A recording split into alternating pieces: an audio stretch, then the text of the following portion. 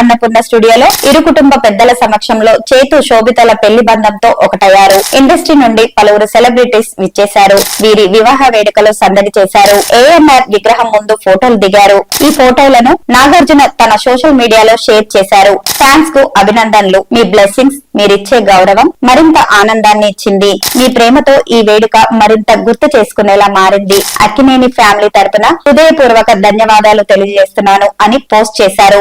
వాస్తవానికి చేతు పెళ్లి సందడి వారం రోజుల ముందుగానే మొదలైంది. పెళ్లికి ముందు రోజు రామనాయుడు గారి ఇంట్లో నాగ చైతన్యను పెళ్లి కొడుకుని చేశారు.